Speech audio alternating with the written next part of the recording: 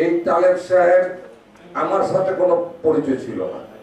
তো যখন ওইখানে ঘটনা ঘটে রাত্রে 8টা বা এরকম 9টা 8টা বাজে, আমরা শুধু ব্যবসায়ী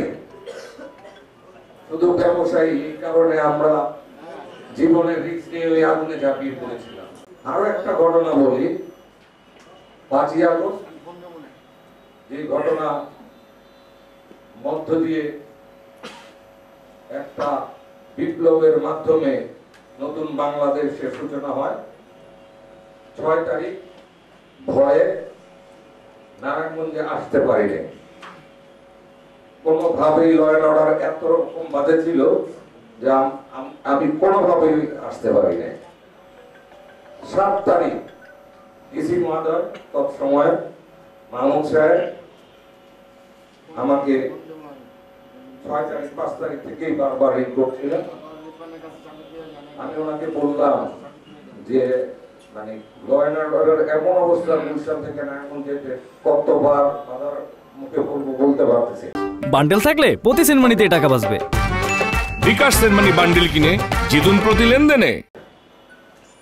তারপর 7 তারিখে সকালে আসছি, এই জীবনের রিস্ক নিয়ে জায়গায় জায়গায় বাধা। বাচ্চারা 10 ফিট দূরে দূরে গাড়ি চেক করে, 10 ফিট দূরে দূরে পোলাপান, এই যে আজকের যে ছেলে পেলে এরা এই যে বয়সের কম, এদের হয়তো ওই বুঝটা হয় নাই, এবং প্রতিনিয়ত মনে হচ্ছে যে কোনো একটা ঝামেলা হয়ে যেতে পারে, এবং এরকম অনেক জায়গায় হয়েছে। তখন আমি এসে এলাকার যে অবস্থা, সবাই কেউ আওয়ামী লীগের খোঁজে, কেউ কেউ দখল হচ্ছে, পরিবর্তন হয়েছে, কেউ মানে যাতা অবস্থা। আমি শুরু করি তল্লা দিয়ে। এখানে যদি তল্লার কেউ থাকেন, মুক্তিযোদ্ধা সংসদে দাঁড়িয়ে আমরা আহ্বান জানাই, আইন হাতে তুলে নিবেন না। আমরা ওখান থেকে শুরু করে জায়গায় জায়গায় এই বক্তব্য দিয়ে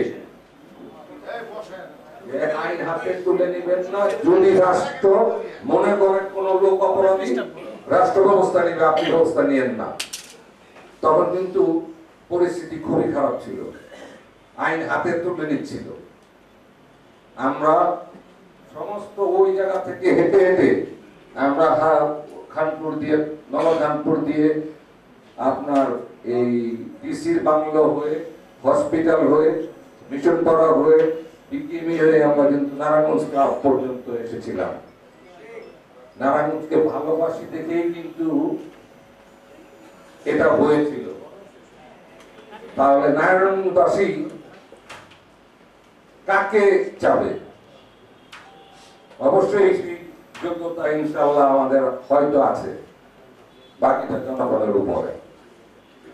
এখন বলতে চাই, হ্যাঁ, এবং তোমাকে আমি নির্দেশ দিয়েছিলাম যে ডিসির বাংলো গেটের সামনে ছেলে পেয়ে নিয়ে বসে থাকবা।